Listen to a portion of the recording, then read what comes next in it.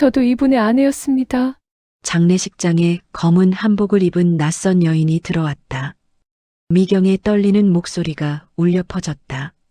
정순의 얼굴이 하얗게 질리며 다리가 풀려 주저앉았다. 거짓말하지 마세요! 우리 아버지가 그럴 리가 없어! 민호가 절규했다. 40년 믿어온 남편이 숨긴 거대한 배신이 드러나는 순간이었다. 내 재산은 모두 윤미경과 아들 준호에게 상속한다.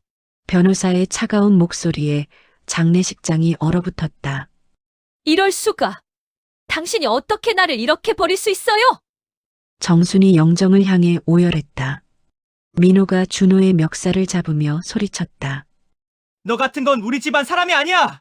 평생의 헌신이 한순간에 배신으로 바뀌는 잔혹한 현실이었다.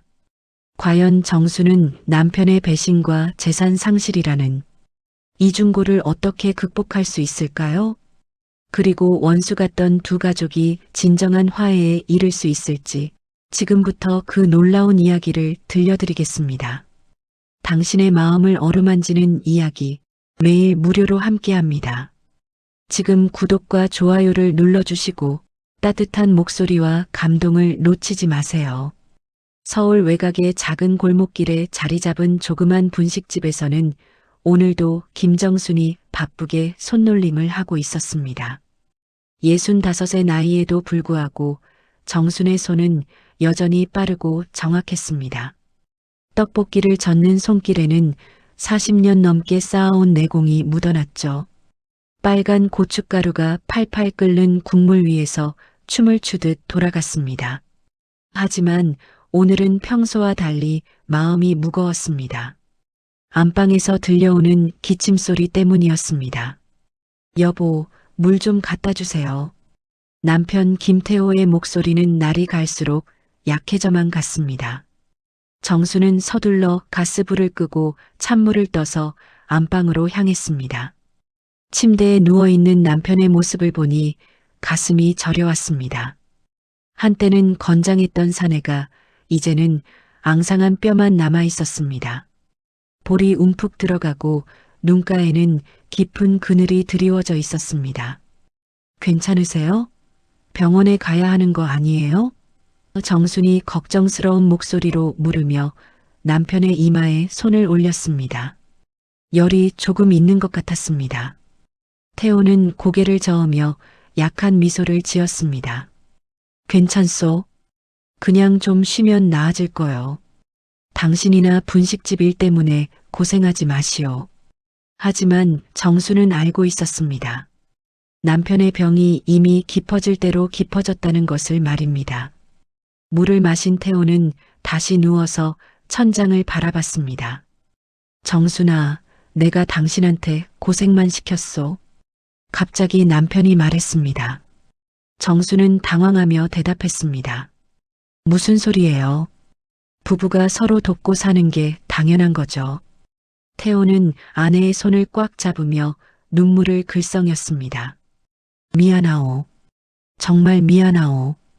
정수는 남편의 이상한 말투가 궁금했지만 깊이 묻지 않았습니다. 그날 저녁 장남 민호가 퇴근 후 들렀습니다. 42살의 민호는 대기업에서 과장으로 일하며 바쁜 나날을 보내고 있었지만 아버지 병환만큼은 소홀히 하지 않았습니다. 아버지, 어떠세요? 오늘 좀 나아 보이시는데요. 민호가 아버지 손을 잡으며 물었습니다. 태호의 손은 차갑고 마른 나뭇가지 같았습니다. 괜찮다, 괜찮아. 너는 일 때문에 바쁠 텐데 자주 오지 마라. 승진도 해야 하고 말이야. 태호가 아들을 걱정하는 마음으로 말했습니다.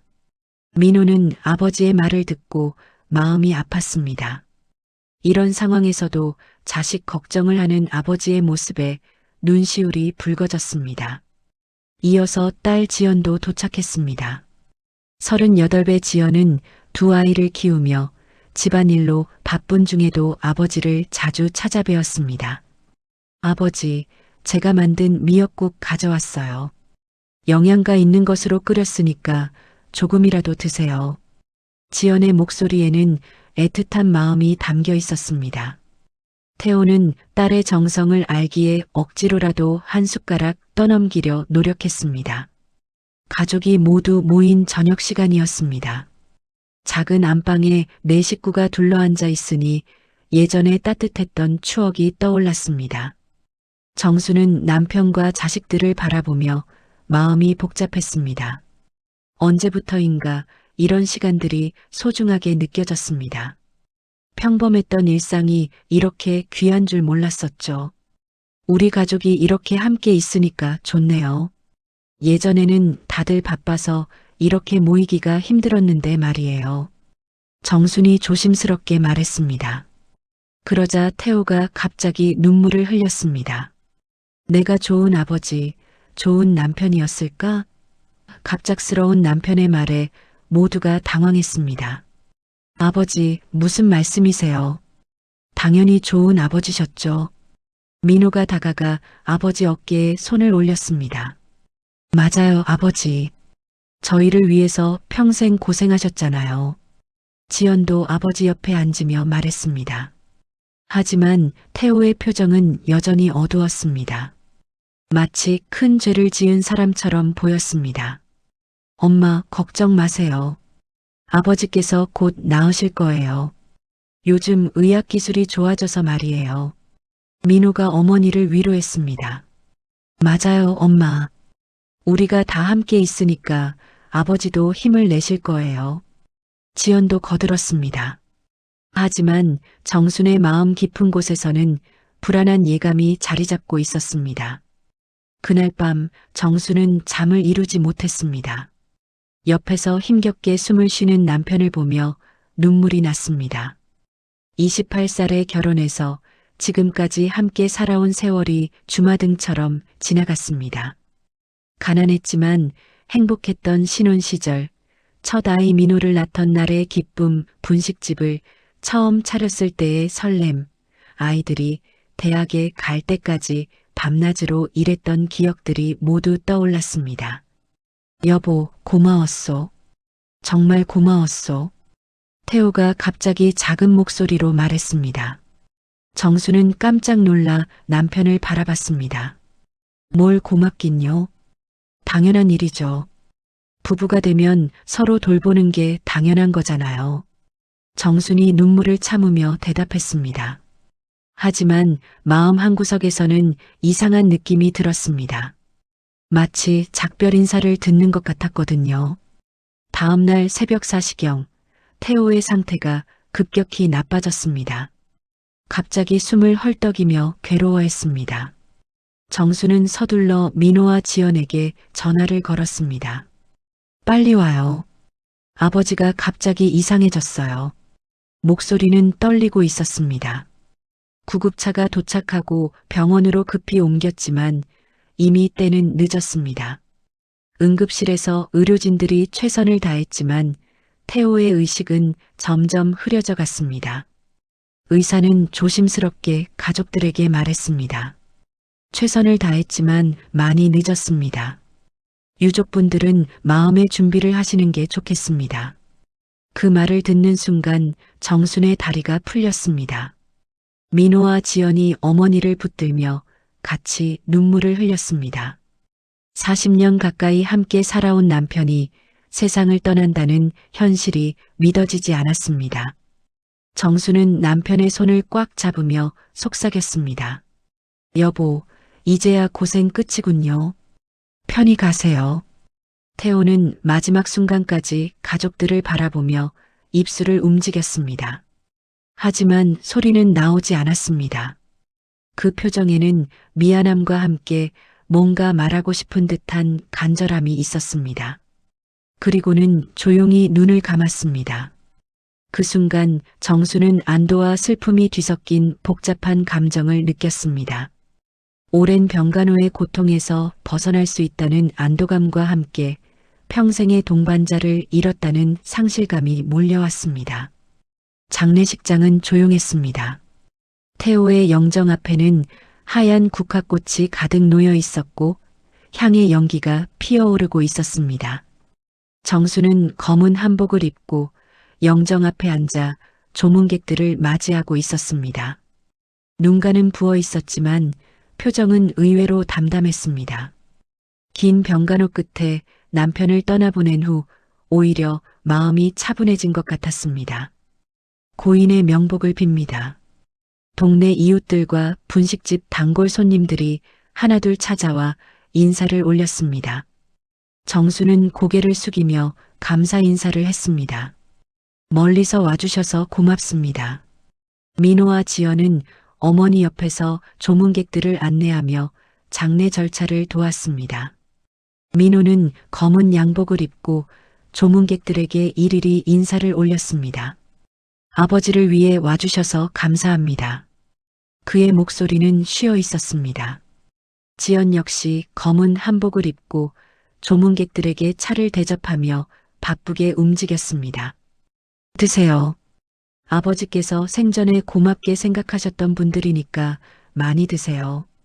오후 2시경 발인 준비가 한창 진행되고 있었습니다. 상주들이 영정을 들고 나갈 준비를 하고 있을 때였습니다. 장례식장 입구로 낯선 여인이 들어왔습니다. 검은 한복을 단정하게 차려입은 50대 후반의 여성이었습니다. 정수는 그 여인을 본 적이 없었습니다. 여인의 이름은 윤미경이었습니다. 58살의 미경은 긴장한 표정으로 장례식장을 둘러봤습니다. 정순을 발견한 미경은 조심스럽게 다가갔습니다. 실례합니다. 저희도 고인을 애도하러 왔습니다. 미경의 목소리는 떨리고 있었습니다. 그 옆에는 20살 정도 되어 보이는 젊은 남자가 서 있었습니다. 정수는 의아한 표정으로 미경을 바라봤습니다. 어떻게 저희 남편을 아세요? 미경은 잠시 말을 못하고 주저했습니다. 옆에 선 젊은 남자는 준호였습니다. 20살의 준호는 검은 정장을 입고 어색하게 서 있었습니다. 정수는 처음 보는 이들이 왜 남편의 장례식에 왔는지 궁금했습니다. 죄송합니다. 저는 윤미경이라고 합니다. 이 아이는 제 아들 준호고요. 미경이 조심스럽게 자신을 소개했습니다. 정수는 고개를 끄덕이며 인사를 받았습니다. 그렇다면 저희 남편과는 어떤 관계세요? 정순의 질문에 미경은 더욱 당황하는 것 같았습니다. 이때 민호가 다가왔습니다. 어머니, 발인 준비가 거의 끝났습니다. 민호는 말을 하다가 미경을 보고 갑자기 멈췄습니다. 그의 얼굴이 하얗게 질렸습니다. 당신은? 민호의 목소리가 떨렸습니다. 정수는 아들의 이상한 반응을 보고 더욱 의아해했습니다. 민호야, 이분들을 아니? 정순이 물었습니다. 민호는 말을 하지 못하고 미경만 바라보고 있었습니다. 미경 역시 민호를 보며 복잡한 표정을 지었습니다. 마치 서로를 알고 있는 것 같았습니다. 분위기가 이상해지자 조문객들도 하나둘 그쪽을 바라보기 시작했습니다. 지연도 뭔가 이상함을 느끼고 다가왔습니다. 오빠, 무슨 일이에요? 지연이 물었습니다. 민호는 여전히 말을 하지 못했습니다. 미경은 깊은 숨을 쉬고 결심한 듯 입을 열었습니다. 저도 이분의 아내였습니다. 그 말이 떨어지자 장례식장이 순식간에 조용해졌습니다. 정수는 귀를 의심했습니다. 뭐라고 하셨나요? 정순의 목소리가 떨렸습니다. 미경은 눈물을 글썽이며 다시 말했습니다. 죄송합니다. 하지만 저도 김태호 씨의 아내였습니다. 조문객들이 웅성거리기 시작했습니다. 뭔 소리야? 두 집 살림을 했다는 뜻인가? 정수는 어리둥절했습니다. 민호는 주먹을 꽉 쥐고 있었습니다. 지연은 어머니를 부축하며 당황해했습니다. 말도 안 돼요. 우리 아버지가 그럴 리가 없어요. 미경은 떨리는 손으로 지갑에서 사진 한 장을 꺼냈습니다. 오래된 가족 사진이었습니다. 사진 속에는 태호와 미경, 그리고 어린 준호가 함께 찍혀 있었습니다. 정수는 그 사진을 보고 충격을 받았습니다. 분명히 자신의 남편이었습니다. 이건 어떻게 된 거예요? 정순이 떨리는 목소리로 물었습니다. 미경은 고개를 숙이며 대답했습니다. 저희는 20년 전부터 함께 살았습니다. 준호는 태호 씨의 친아들입니다. 그 말에 정수는 다리가 풀려 주저앉을 뻔했습니다. 민호가 분노하며 소리쳤습니다. 거짓말하지 마세요. 우리 아버지가 그럴 리가 없어요. 지연도 어머니를 부축하며 외쳤습니다. 증거가 있다고 해서 다 믿을 수는 없어요. 하지만 미경은 차분하게 더 많은 사진들을 꺼내 보였습니다. 모두 태호와 함께 찍은 것들이었습니다. 준호가 처음으로 입을 열었습니다. 저희도 원한 일이 아니에요. 아버지께서 저희를 숨기고 사셨습니다. 준호의 목소리는 떨렸습니다. 하지만 아버지의 장례식에는 참석해야 한다고 생각했어요. 그 말에 정수는 더욱 혼란스러워했습니다. 장례식장의 분위기는 완전히 바뀌었습니다. 조문객들은 수군거렸고 일부는 자리를 떠나기 시작했습니다. 정수는 영정 속 남편을 바라보며 눈물을 흘렸습니다. 여보, 이게 정말인가요? 당신이 나를 이렇게 속였단 말인가요? 미경이 정순에게 다가가 무릎을 꿇었습니다. 정말 죄송합니다. 하지만 저희의 슬픔도 진심입니다. 저도 태호 씨를 사랑했고 준호도 아버지를 그리워합니다. 미경의 눈에서 진심 어린 눈물이 흘렀습니다. 정수는 미경을 바라보며 복잡한 감정에 빠졌습니다. 분노와 배신감, 그리고 뭔가 이해할 수 없는 동질감까지 느껴졌습니다. 같은 남자를 사랑했던 여자로서 말입니다. 하지만 현실은 너무나 충격적이었습니다. 민호가 준호에게 다가가며 말했습니다. 당신들이 누구든 상관없어요. 오늘은 우리 아버지의 장례식입니다. 조용히 해주세요. 하지만 준호는 고개를 들며 대답했습니다. 저에게도 아버지입니다. 저도 마지막 인사를 드릴 권리가 있어요. 그 순간 장례식장은 더욱 소란스러워졌습니다. 두 가족 사이의 갈등이 시작된 것입니다. 정수는 이 모든 상황이 꿈만 같았습니다. 평생을 함께 산 남편이 이런 비밀을 숨기고 있었다는 사실이 믿어지지 않았습니다. 정수는 영정 앞에 주저앉아 넋을 잃고 있었습니다. 평생을 함께 산 남편이 이런 거대한 비밀을 숨기고 있었다는 사실이 도무지 믿어지지 않았습니다. 마치 땅이 갈라지는 것 같은 충격이었습니다. 이럴 수가 있나요? 정순의 목소리는 떨렸습니다. 미경은 여전히 무릎을 꿇고 있었습니다. 정말 죄송합니다. 이런 식으로 알려드리게 되어서 너무 죄송해요. 미경의 눈에서도 눈물이 흘렀습니다. 그녀 역시 이 상황이 고통스러웠습니다. 20년 동안 숨어서 살아야 했던 자신의 처지도 억울했지만 정순의 충격을 생각하니 마음이 아팠습니다. 조문객들은 상황을 지켜보며 수군거렸습니다. 세상에 두 집 살림을 했다니. 그럼 저 젊은 남자가 정말 태호 씨 아들인 건가? 부인은 전혀 몰랐던 모양이네. 친척들도 당황하며 서로를 바라봤습니다. 이런 일은 드라마에서나 볼 수 있는 일이라고 생각했기 때문입니다. 민호는 주먹을 꽉 쥐고 준호를 노려봤습니다. 당신이 정말 우리 아버지 아들이라는 증거가 뭐가 있어요? 사진 몇 장으로는 증명이 안 돼요. 민호의 목소리는 분노로 떨렸습니다. 준호는 침착하게 대답했습니다. 필요하시면 유전자 검사도 받을 수 있어요. 저는 거짓말하지 않습니다. 지연이 어머니를 부축하며 미경에게 다가갔습니다. 당신이 누구든 상관없어요. 우리 어머니가 지금 얼마나 충격받으셨는지 아세요? 제발 조용히 해주세요. 하지만 미경은 고개를 저었습니다. 저희도 고인을 마지막으로 배웅하고 싶어요. 저희에게도 그럴 권리가 있습니다. 이때 정순이 갑자기 일어났습니다. 증거를 더 보여주세요. 진짜 증거를 말이에요. 정순의 목소리는 냉정했습니다. 미경은 당황하며 가방에서 더 많은 물건들을 꺼냈습니다. 태호가 써준 편지들, 함께 다녀온 여행 사진들, 그리고 준호의 출생신고서까지였습니다. 출생신고서를 본 정수는 더욱 충격을 받았습니다. 아버지란에 분명히 김태호라고 적혀 있었습니다. 이건 언제 한 거예요? 정순이 떨리는 목소리로 물었습니다. 미경이 대답했습니다. 준호가 태어난 지 일주일 후에요. 태호 씨가 직접 신고하셨어요. 준호가 조심스럽게 입을 열었습니다. 어머니, 아니, 죄송해요. 정순 아주머니, 저는 정말 아버지의 아들이에요. 아버지께서 살아계실 때 자주 이야기해 주셨어요.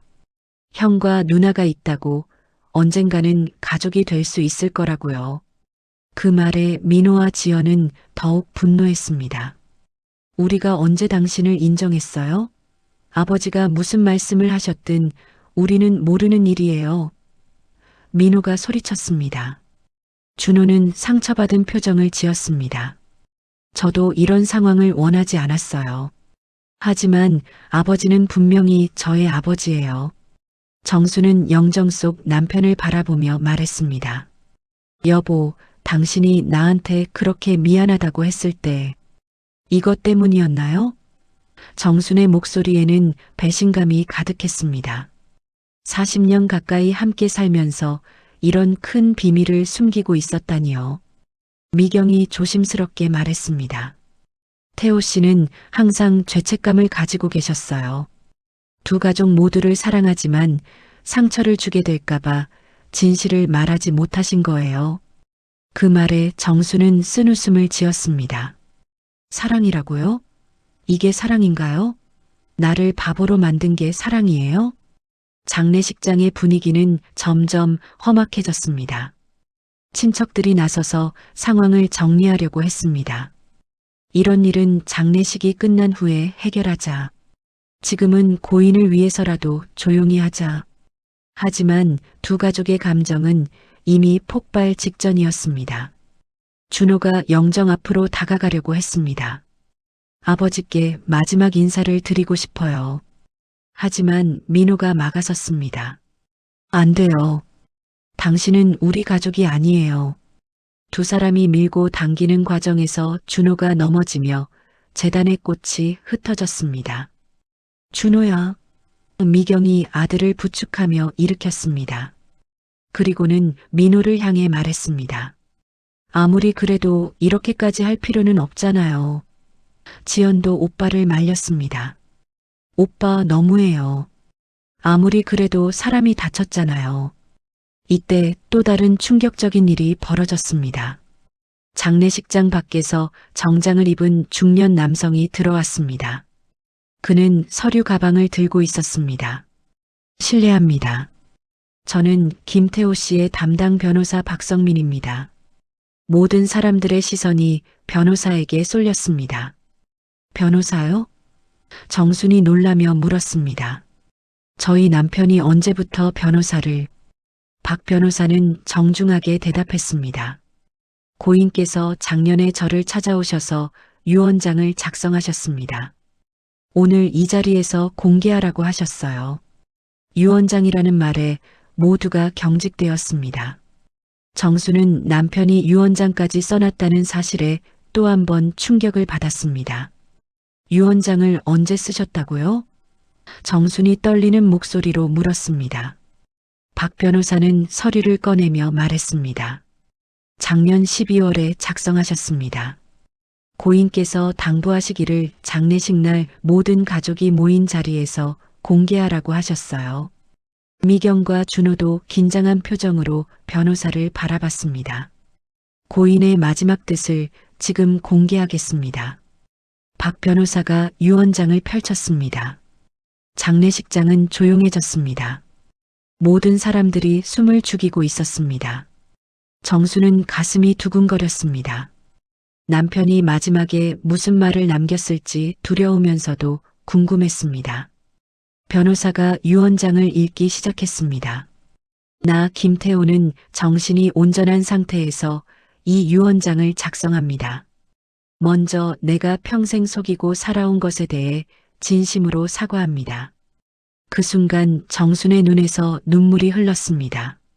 남편이 정말로 비밀을 가지고 있었다는 것이 확실해진 순간이었습니다.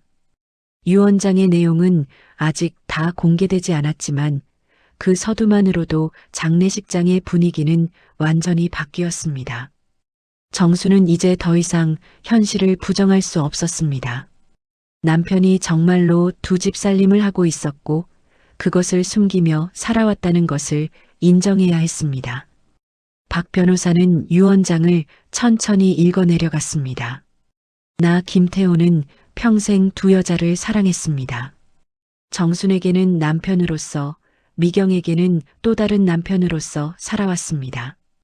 그 말을 듣는 순간 정수는 가슴이 무너지는 것 같았습니다.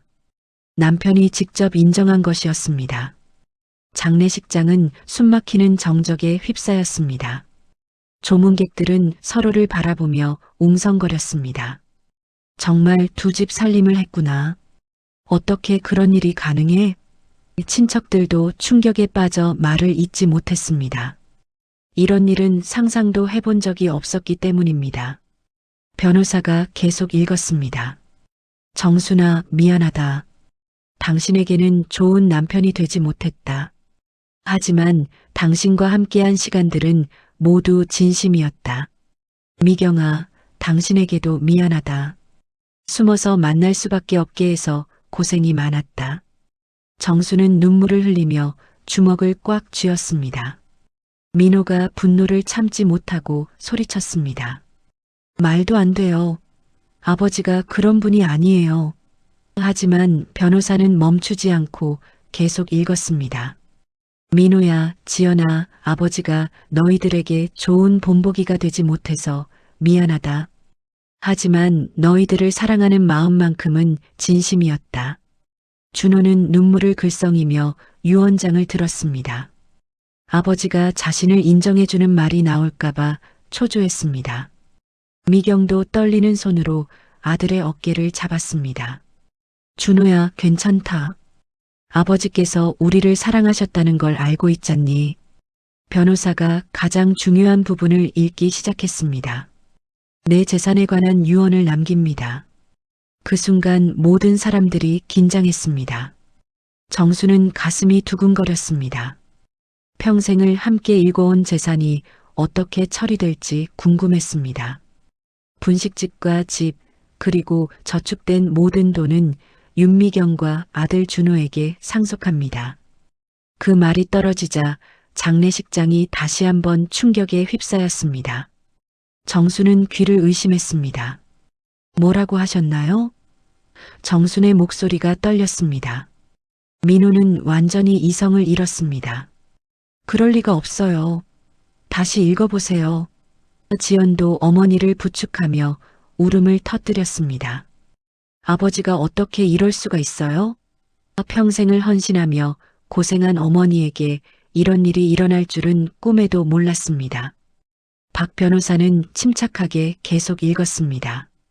정순에게는 평생 고생만 시켜서 미안하다. 하지만 미경과 준호는 아무것도 없이 살아왔다. 이제라도 이들에게 안정된 삶을 주고 싶다.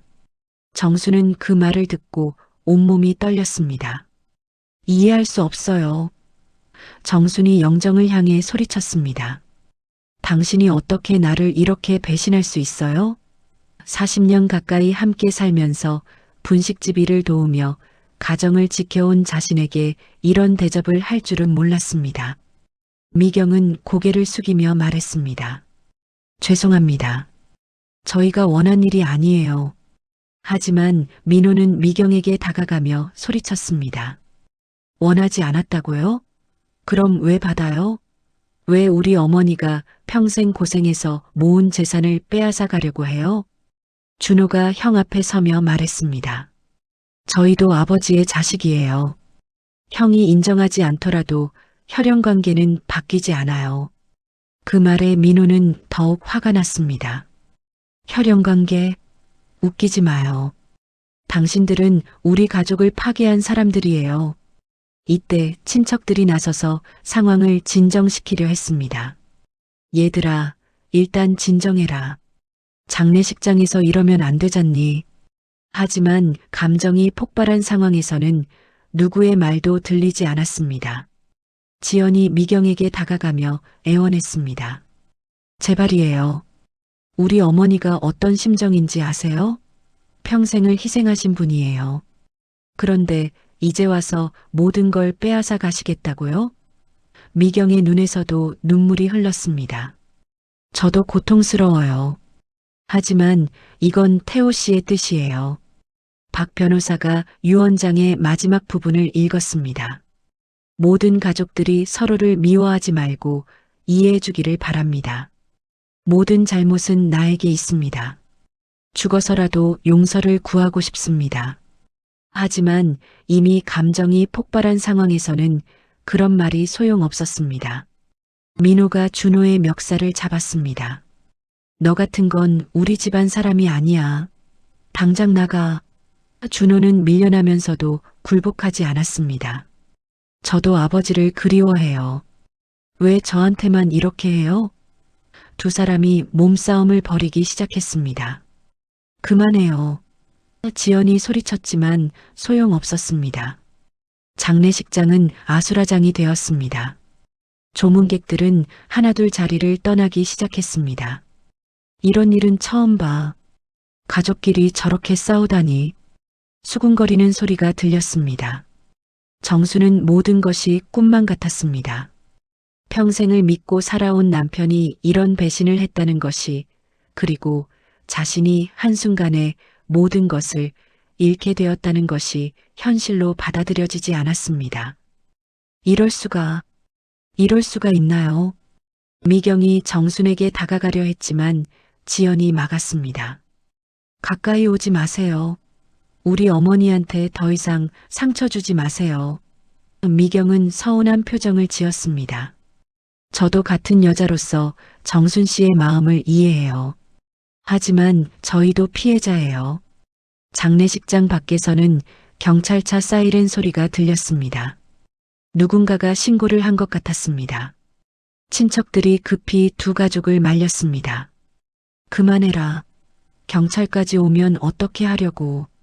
하지만 이미 상황은 걷잡을 수 없이 악화된 상태였습니다. 정수는 영정 앞에 무릎을 꿇고 소리쳤습니다. 여보, 당신이 어떻게 나를 이렇게 버릴 수 있어요? 내가 당신한테 무슨 잘못을 했다고. 그 절규 같은 외침에 장례식장의 모든 사람들이 조용해졌습니다. 그 순간 정수는 깨달았습니다. 이제 더 이상 예전의 평온한 삶으로 돌아갈 수 없다는 것을, 그리고 앞으로 더 큰 시련이 기다리고 있다는 것을 말입니다. 남편의 죽음으로 끝난 줄 알았던 고통이 사실은 새로운 시작에 불과했다는 것을 깨달은 순간이었습니다. 경찰이 장례식장에 도착했습니다. 무슨 일입니까? 경찰관이 상황을 파악하려 했지만 두 가족의 갈등은 이미 걷잡을 수 없는 상태였습니다. 친척들이 급히 나서서 상황을 설명했습니다. 죄송합니다. 가족 간에 좀 언성이 높아진 것뿐입니다. 하지만 장례식장의 어수선한 분위기는 쉽게 가라앉지 않았습니다. 정수는 여전히 영정 앞에 무릎을 꿇고 있었습니다. 눈물이 마를 새가 없었습니다. 여보, 당신이 나한테 그렇게 미안하다고 했을 때 정말 이것 때문이었나요? 평생을 함께 살면서도 전혀 몰랐던 남편의 또 다른 삶이 믿어지지 않았습니다. 민호는 주먹을 꽉 쥐고 있었습니다. 아버지에 대한 존경심이 한순간에 무너져 내렸습니다. 아버지, 어떻게 이럴 수가 있어요? 우리가 얼마나 아버지를 믿고 살았는데. 목소리는 분노와 실망이 뒤섞여 떨렸습니다. 지연도 오빠 옆에서 눈물을 흘리며 어머니를 바라봤습니다. 미경은 준호와 함께 한쪽 구석에 서 있었습니다. 모든 시선이 따가웠습니다. 엄마, 우리 그냥 가요. 여기 있으면 안 될 것 같아요. 준호가 어머니에게 속삭였습니다. 하지만 미경은 고개를 저었습니다. 안 돼. 아버지의 마지막을 지켜봐야 해. 우리도 가족이야. 박 변호사는 서류를 정리하며 말했습니다. 유언장의 법적 효력에 대해서는 의심의 여지가 없습니다. 고인께서 정신이 온전한 상태에서 작성하셨고 공증까지 받으셨습니다. 그 말에 민호가 반발했습니다. 법적으로 문제 없다고 해서 도덕적으로도 옳은 건 아니에요. 정순이 천천히 일어났습니다. 얼굴에는 절망과 분노가 뒤섞여 있었습니다. 미경 씨, 당신이 정말 우리 남편과 20년을 함께 살았다고 했죠? 미경은 고개를 끄덕였습니다. 네, 그렇습니다. 정순의 목소리가 차갑게 변했습니다. 그럼 당신은 내가 얼마나 힘들게 살았는지 알고 있었겠네요. 알고 있었습니다. 미경이 솔직하게 대답했습니다. 태호 씨가 항상 정순 씨 이야기를 하셨어요. 얼마나 고생을 시키는지, 얼마나 미안한지 항상 말씀하셨습니다. 그 말에 정순은 더욱 화가 났습니다. 알고 있으면서도 계속 그 생활을 했다는 말이에요? 미경의 눈에서 눈물이 흘렀습니다. 저도 어쩔 수 없었어요. 태호 씨를 사랑했고 준호도 있었고. 정순이 쓴웃음을 지었습니다. 사랑이라고요? 남의 남편을 빼앗아 놓고 그걸 사랑이라고 하는 거예요? 두 여자 사이의 대화는 점점 격해졌습니다. 이때 준호가 용기를 내어 정순에게 다가갔습니다. 정순 아주머니, 저는 정말 아무것도 모르고 자랐어요. 아버지가 다른 가족이 있다는 걸 알게 된 건 고등학교 때였어요. 정순은 준호를 바라보며 복잡한 감정을 느꼈습니다. 분명히 미워해야 할 존재인데 죄 없는 아이 같기도 했습니다. 그래서요? 정순이 냉정하게 물었습니다. 준호는 떨리는 목소리로 계속했습니다. 저도 힘들었어요. 아버지가 저희를 숨기고 사신다는 걸 알았을 때 정말 충격이었어요.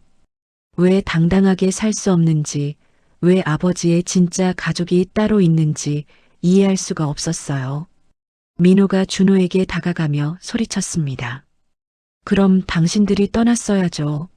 왜 계속 우리 아버지를 괴롭혔어요? 준호는 눈물을 흘리며 대답했습니다. 저도 아버지가 필요했어요. 다른 아이들처럼 아버지와 함께 살고 싶었어요. 지연이 오빠를 말렸습니다. 오빠, 그만해요. 이미 일어난 일이에요. 하지만 민호는 분노가 가라앉지 않았습니다. 이미 일어난 일이라고? 우리 어머니가 평생 모은 재산을 다 빼앗겨도 그냥 넘어가라는 거야? 미경이 정순에게 무릎을 꿇었습니다. 정말 죄송합니다. 하지만 저희도 갈 곳이 없어요. 태호 씨가 돌아가신 지금 정말 의지할 곳이 없습니다. 정수는 미경을 내려다보며 말했습니다. 그건 제가 상관할 일이 아니에요. 당신들이 알아서 해결하세요. 박 변호사가 끼어들었습니다. 유산 상속은 법적인 절차가 필요합니다. 며칠 내로 관련 서류를 준비해서 처리하겠습니다. 그 말에 민호가 반발했습니다. 잠깐만요. 이 유언장이 정말 진짜인지 확인해야 하지 않나요? 위조된 걸 수도 있잖아요. 유언장은 공증을 받았고 필적 감정도 마쳤습니다. 박 변호사가 차분히 설명했습니다. 법적으로 문제될 것은 없습니다. 민호는 절망적인 표정을 지었습니다. 더 이상 할 수 있는 게 없다는 것을 깨달았기 때문입니다. 이때 정순이 갑자기 큰 소리를 냈습니다. 좋아요. 가져가세요. 다 가져가라고요. 모든 사람들이 정순을 바라봤습니다. 어머니. 민호와 지연이 놀라며 어머니에게 다가갔습니다. 정순은 눈물을 흘리며 계속했습니다. 하지만 한 가지는 확실히 해두세요. 당신들이 그 재산을 가져간다고 해서 우리가 인정하는 건 아니에요. 미경이 고개를 들었습니다. 무슨 말씀이세요? 정순이 차갑게 대답했습니다. 당신들은 영원히 우리 가족이 될 수 없어요. 재산은 가져가도 가족은 되지 못해요. 그 말에 준호의 얼굴이 상처받은 표정으로 변했습니다. 장례식장의 분위기는 최악이었습니다. 조문객들은 거의 다 떠났고 남은 사람들도 어색하게 서 있었습니다. 친척들은 어떻게 해야 할지 몰라 당황했습니다. 이런 일은 처음이야. 어떻게 정리해야 할지. 수군거리는 소리가 들렸습니다. 정수는 영정을 바라보며 마지막 말을 했습니다. 여보, 당신이 죽어서도 우리 가족을 이렇게 괴롭힐 줄은 몰랐어요. 정말 실망이에요.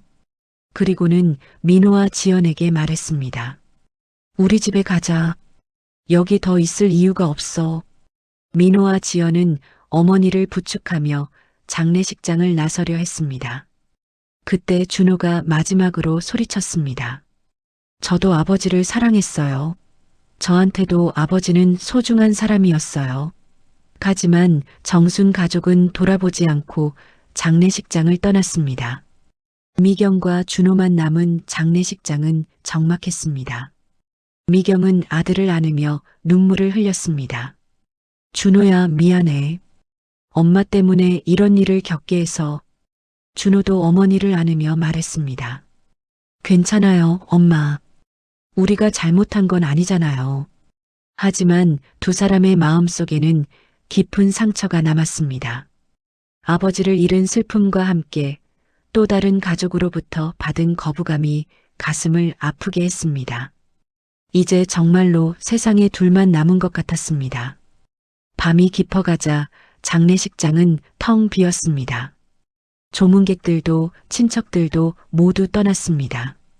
오직 태호의 영정만이 촛불에 비춰져 있었습니다. 정수는 혼자 영정 앞에 앉아 있었습니다. 민호와 지연은 어머니를 집에 모시고 가려 했지만 정순이 혼자 있고 싶다고 해서 잠시 밖으로 나간 상태였습니다. 정수는 남편의 영정을 바라보며 속삭였습니다. 여보, 당신 정말 나쁜 사람이에요. 목소리에는 분노보다는 슬픔이 더 많이 담겨 있었습니다. 40년을 함께 살면서 어떻게 이런 비밀을 숨길 수 있었어요? 나를 그렇게 믿지 못했나요? 촛불이 흔들리며 영정 속 남편의 얼굴을 일렁이게 했습니다. 이때 장례식장 뒤쪽에서 작은 소리가 들렸습니다.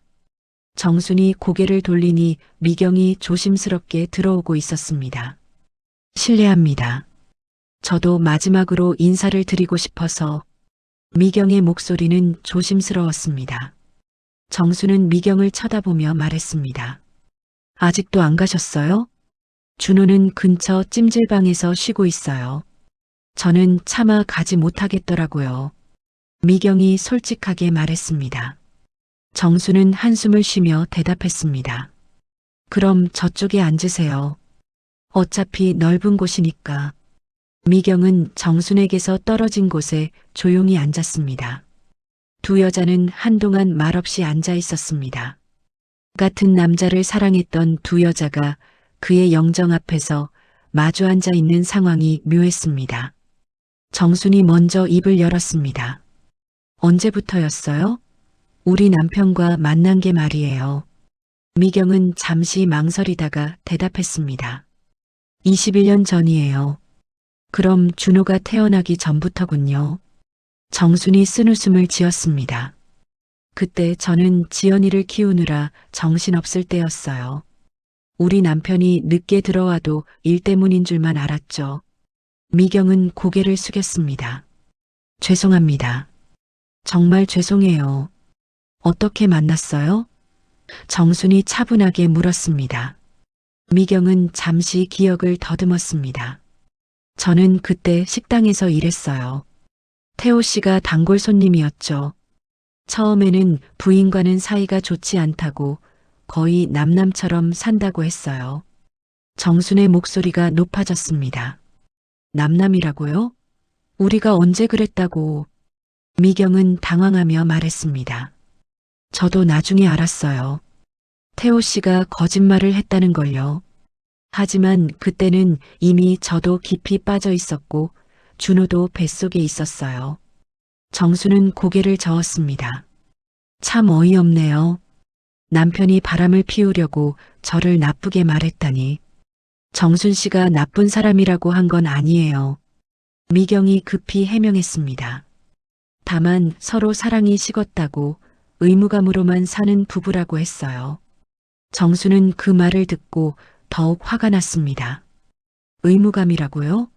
내가 40년을 의무감으로만 살았다고 생각했다는 거예요? 미경의 눈에서 눈물이 흘렀습니다.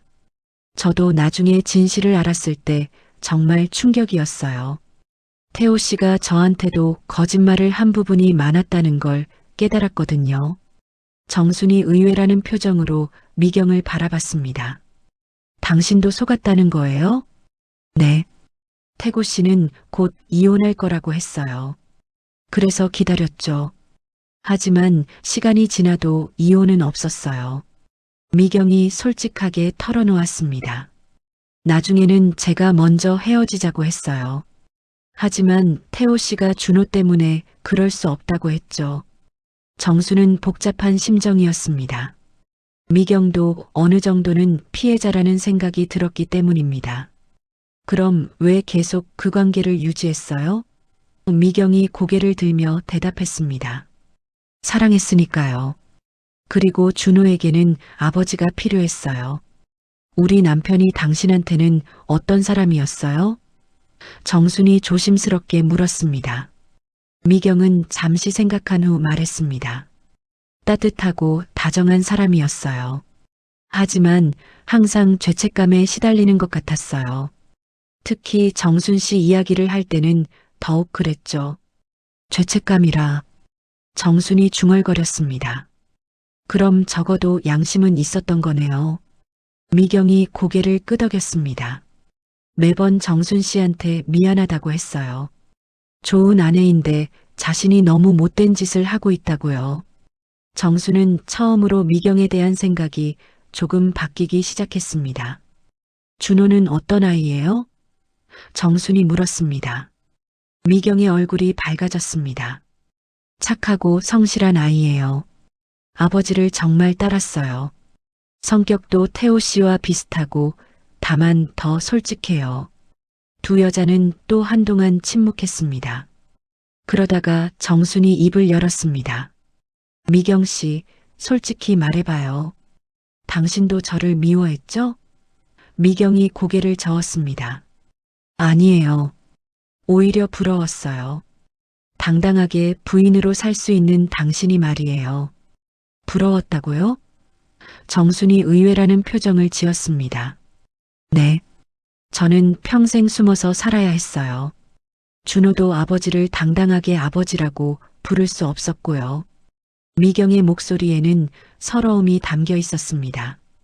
정수는 처음으로 미경의 입장을 이해하려고 노력해봤습니다. 20년 동안 숨어서 살아야 했다는 것이 얼마나 힘들었을지 상상이 되었습니다. 그럼에도 불구하고 왜 끝까지 그 생활을 했어요? 미경이 눈물을 닦으며 대답했습니다. 포기할 수가 없었어요. 태호 씨도 준호도 너무 소중했거든요. 그 순간 정수는 깨달았습니다. 미경도 자신과 똑같이 남편을 사랑했고 자식을 위해 희생했다는 것을 말입니다. 처지는 달랐지만 같은 여자로서 느꼈을 감정들이 이해되기 시작했습니다. 일주일 후 박 변호사 사무실에는 두 가족이 다시 모였습니다. 유산 분쟁을 정리하기 위한 마지막 자리였습니다. 정수는 검은 옷을 입고 민호, 지연과 함께 왔습니다. 미경과 준호도 긴장한 표정으로 앉아 있었습니다. 분위기는 여전히 차가웠지만 일주일 전 장례식장에서의 격한 감정은 조금 가라앉은 상태였습니다. 박 변호사가 서류를 정리하며 말했습니다. 오늘 이 자리는 고인의 유언에 따른 재산 상속을 최종 확정하는 자리입니다. 민호가 주먹을 꽉 쥐며 말했습니다. 변호사님, 정말 다른 방법은 없나요? 법적으로 이 유언장에 문제를 제기할 수는 없을까요? 유언장은 법적으로 완벽합니다. 고인의 정신 상태도 문제 없었고 공증까지 마쳤습니다. 박 변호사의 답변에 민호는 절망적인 표정을 지었습니다. 정수는 고개를 끄덕이며 차분하게 말했습니다. 괜찮다. 이미 마음의 준비는 했어. 박 변호사가 구체적인 상속 내용을 설명하기 시작했습니다. 분식집 건물과 주거용 주택, 그리고 예금 통장 잔고 모두 합쳐서 약 3억 원 정도 됩니다. 그 말을 듣는 순간 정순의 가슴이 내려앉았습니다. 평생을 일궈온 모든 것이 한순간에 남의 것이 되는 현실이 실감났습니다. 분식집도 넘겨줘야 하나요? 지연이 떨리는 목소리로 물었습니다. 그럼 저희 어머니는 어떻게 살아가세요? 미경이 당황하며 말했습니다. 저희는 분식집을 빼앗으려는 게 아니에요. 함께 운영할 수도 있잖아요. 하지만 민호가 단호하게 거부했습니다. 함께 운영이라고요? 말도 안 돼요. 정순이 갑자기 일어나서 말했습니다. 그만해요. 다들 그만해요. 모든 사람들이 정순을 바라봤습니다. 미경 씨, 당신이 원하는 게 뭐예요? 정말로 우리 가족과 화해하고 싶은 거예요? 아니면 그냥 재산만 가져가고 싶은 거예요? 저는 정말 화해하고 싶어요. 미경이 진심을 담아 대답했습니다. 준호도 형제들과 가족이 되고 싶어 하고요. 저희는 태호 씨가 남긴 돈보다는 가족이 더 소중해요. 그 말에 준호도 고개를 끄덕였습니다. 맞아요. 저는 돈보다는 가족이 있었으면 좋겠어요.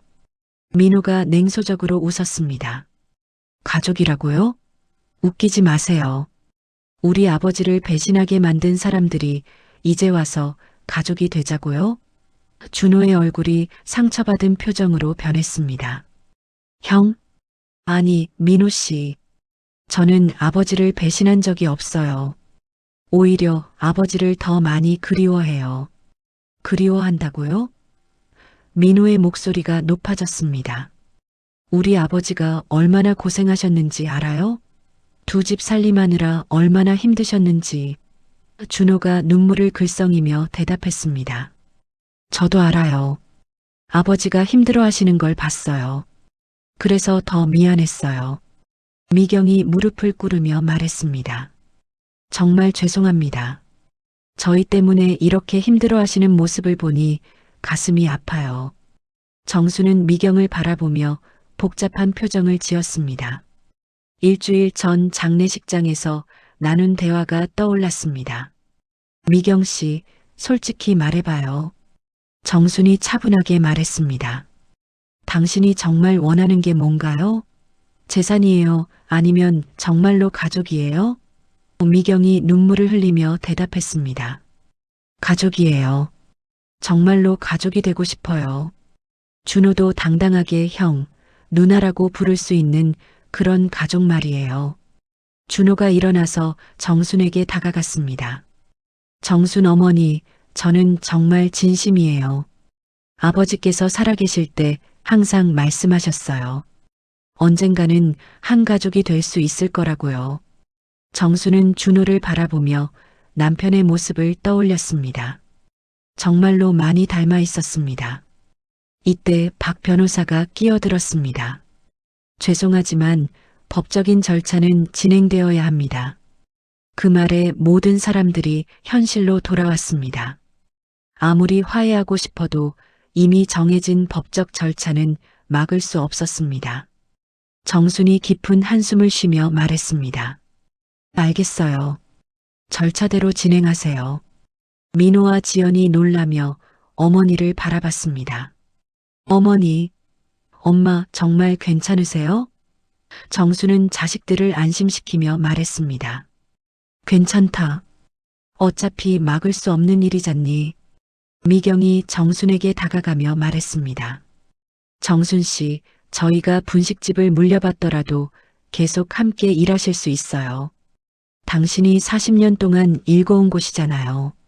하지만 정수는 고개를 저었습니다. 아니에요. 그럴 수는 없어요. 당신들 것이 되면 저는 떠나야죠. 준호가 급히 말했습니다. 그럴 필요 없어요. 저희가 모르는 게 너무 많아요. 정순 어머니가 가르쳐 주셔야 해요. 하지만 정순의 마음은 이미 정해져 있었습니다. 고마워요. 하지만 이제 제 몫은 끝났어요. 박 변호사가 서류를 준비하며 말했습니다. 그럼 이제 최종 서명을 받겠습니다. 정순이 펜을 들었습니다. 40년 동안의 삶이 한 장의 서류로 끝나는 순간이었습니다. 서명을 하는 정순의 손이 떨렸습니다. 어머니, 정말 괜찮으세요? 지연이 걱정스럽게 물었습니다. 정순은 미소를 지으며 대답했습니다. 괜찮다. 이제 새로운 시작이야. 하지만 그 미소 뒤에는 깊은 슬픔이 숨어 있었습니다. 평생을 바친 모든 것을 내려놓는다는 것이 얼마나 어려운 일인지 아무도 몰랐습니다. 한 달이 지났습니다. 정수는 작은 원룸에서 새로운 삶을 시작했습니다. 분식집도 집도 모두 미경과 준호에게 넘어간 후 정수는 민호와 지연의 도움으로 조그만 새방을 얻었습니다. 창문으로 들어오는 햇살을 받으며 정수는 차를 마시고 있었습니다. 예전 같으면 이 시간에는 분식집에서 바쁘게 일하고 있었을 텐데 이제는 할 일이 없어 오히려 어색했습니다. 똑똑 문을 두드리는 소리가 들렸습니다. 정순이 문을 열어보니 뜻밖에도 준호가 서 있었습니다. 손에는 과일 바구니를 들고 있었습니다. 안녕하세요, 정순 어머니. 준호가 조심스럽게 인사했습니다. 정순은 놀라며 물었습니다. 준호야, 여긴 어떻게 왔니? 민호 형한테 주소를 물어봤어요. 준호가 솔직하게 대답했습니다. 정수는 잠시 망설이다가 문을 열어주었습니다. 그래, 들어와라. 준호는 앉으며 조심스럽게 입을 열었습니다. 어머니, 분식집 일이 정말 어려워요. 어머니가 얼마나 대단한 분인지 이제야 알겠어요. 정수는 차를 내놓으며 쓴웃음을 지었습니다. 그럴 줄 알았어. 40년 동안 쌓인 노하우가 하루아침에 생기는 게 아니거든. 준호가 고개를 숙이며 말했습니다. 손님들이 맛이 다르다고 해요. 똑같이 만들었는데도 뭔가 부족하다고. 어머니, 부탁이 있어요. 준호가 용기를 내어 말했습니다. 저희한테 가르쳐 주실 수 없을까요? 제대로 된 수업료를 드릴 테니까 저희를 도와주세요. 정수는 그 말을 듣고 당황했습니다. 뭔 소리야? 내가 왜 당신들을 도와줘야 해? 저희도 열심히 하고 싶어요. 준호의 목소리에는 간절함이 담겨 있었습니다. 아버지가 평생 일구신 분식집을 망하게 할 수는 없어요. 그리고 어머니의 마음도 이해하고 싶어요. 정수는 준호를 바라보며 복잡한 심정이었습니다. 이때 또 문을 두드리는 소리가 들렸습니다. 이번에는 미경이었습니다. 정순 씨, 저도 왔어요. 미경도 준호처럼 선물을 들고 있었습니다. 정수는 한숨을 쉬며 문을 열어주었습니다. 미경이 들어와서 정순에게 깊이 고개를 숙였습니다. 정순 씨, 정말 죄송해요. 저희가 너무 큰 죄를 지었어요. 그리고는 눈물을 흘리며 계속했습니다.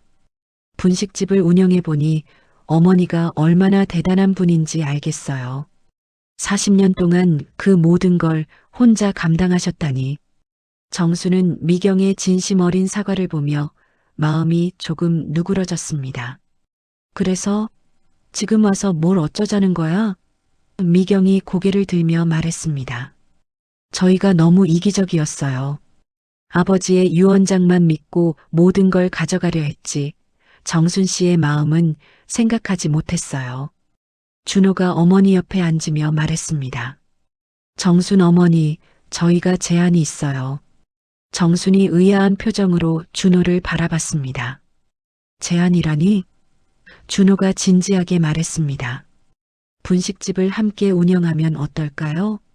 어머니가 사장님이 되시고 저희는 직원으로 일하는 거예요. 뭔 소리야?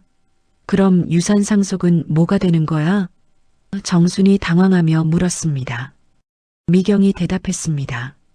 법적으로는 저희 소유지만 실질적으로는 어머니께서 운영하시는 거예요. 저희는 그냥 도우미 역할만 하고요. 정수는 그들의 제안을 듣고 놀랐습니다. 왜 그런 제안을 해? 당신들이 손해만 보는 일이잖아. 준호가 진심을 담아 말했습니다. 손해가 아니에요. 저희가 정말 배우고 싶은 건 돈을 버는 방법이 아니라 가족이 되는 방법이에요. 미경도 고개를 끄덕이며 말했습니다. 맞아요. 태호 씨가 진짜 원했던 건 저희가 모두 가족이 되는 거였을 거예요. 재산을 나눠 가지는 게 아니라 말이에요. 정수는 두 사람의 말을 들으며 남편이 정말 원했던 것이 무엇인지 생각해 봤습니다.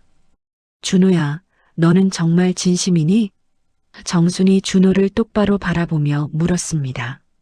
준호가 눈물을 글썽이며 대답했습니다. 네, 정말 진심이에요.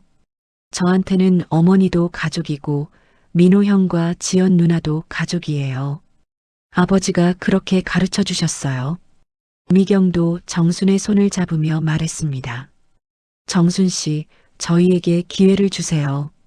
진짜 가족이 되고 싶어요. 정순은 미경의 손을 바라보며 오랫동안 생각했습니다. 그 손에서 진심이 느껴졌습니다. 한참 후 정순이 입을 열었습니다. 좋아. 한번 해보자. 준호와 미경의 얼굴이 밝아졌습니다. 정말이에요? 네, 정말이야. 하지만 조건이 있어. 정순이 진지하게 말했습니다. 민호와 지연이가 완전히 받아들일 때까지는 시간이 걸릴 거야. 그때까지 기다릴 수 있겠니? 물론이에요. 준호가 기쁘게 대답했습니다. 얼마든지 기다릴 수 있어요. 미경도 눈물을 닦으며 고개를 끄덕였습니다. 고맙습니다, 정순 씨. 정말 고마워요. 몇 달이 지난 후 분식집은 예전보다 더 활기를 띠었습니다. 정순이 주방을 담당하고 미경과 준호가 홀 서빙을 맡았습니다. 손님들도 예전 맛이 돌아왔다며 만족해했습니다. 무엇보다 세 사람이 함께 일하는 모습은 진짜 가족처럼 보였습니다. 민호와 지연도 조금씩 마음을 열기 시작했습니다. 아직은 어색하지만 준호를 동생이라고 부르기 시작했고 미경에게도 예전보다 따뜻하게 대했습니다. 완전한 가족이 되기까지는 시간이 더 필요하겠지만 이제는 그 가능성을 믿을 수 있었습니다. 어느 봄날 분식집에서는 네 가족의 웃음소리가 들렸습니다. 정순이 떡볶이를 끓이고 미경이 김밥을 마는 동안 준호는 홀을 정리하고 있었습니다. 그 모습을 보며 정수는 생각했습니다. 아, 이제야 우리가 진짜 가족이 되어가는구나. 태호의 죽음으로 시작된 이 모든 아픔과 갈등이 결국은 더 큰 사랑으로 이어졌습니다. 서로 다른 상처를 가진 사람들이 모여 진정한 가족을 만들어가는 것, 그것이 바로 태호가 마지막까지 꿈꾸었던 모습이었을지도 모릅니다. 오늘의 이야기가 마음에 남으셨다면 구독과 좋아요로 마음을 전해주세요. 여러분의 댓글 한 줄이 저에게는 큰 힘이 됩니다. 항상 건강하시고 행복 가득한 하루 보내시길 바랍니다.